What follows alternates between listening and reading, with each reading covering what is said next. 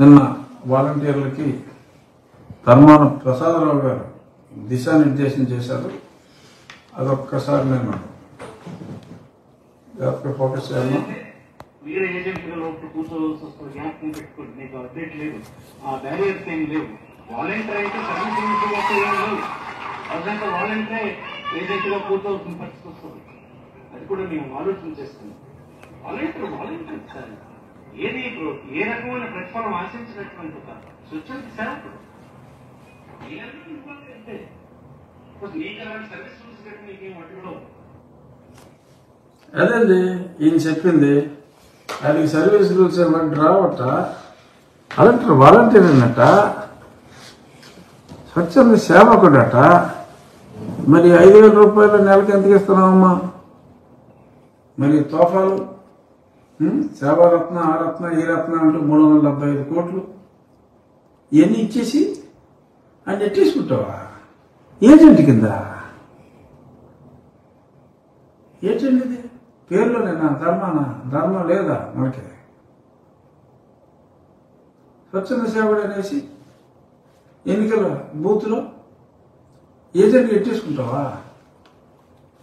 So ఒక పక్క election commission ఎంతో స్పష్టంగా చెప్పింది, వీళ్ళని ఏజెంట్లుగా వాడటానికి వీలు లేదు అని చెప్పి చాలా స్పష్టంగా చెప్పింది.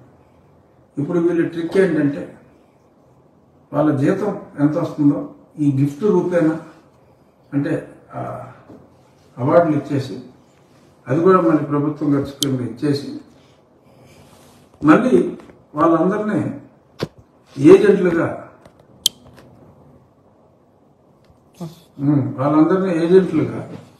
పెట్టి పని చేయించుకోవాలని చెప్పి. ఎందుకంటే వీడు అలా దెయ్యంలాగా కనపడుతూ ఉంటాడు అనమాట వాలంటీర్. ఆ వాటర్ వచ్చేటప్పటికి అంటూ ఉంటాడు అనమాట. అలా ఇన్ఫ్లుయెన్స్ చేయాలని చెప్పి చూస్తున్నారు. అదేం కుదరదమ్మా ప్రసాద్ గారు, అదేం కుదరదు.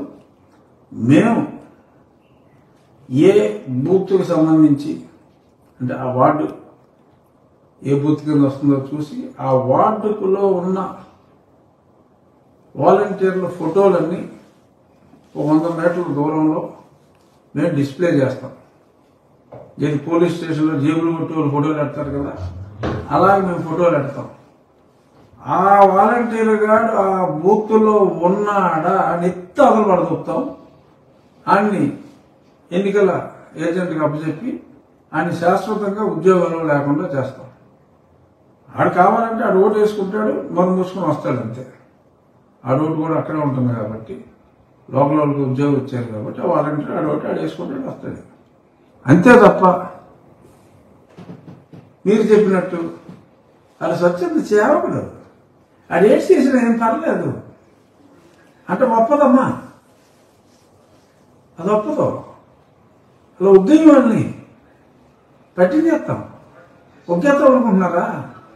ఇష్టమేనా?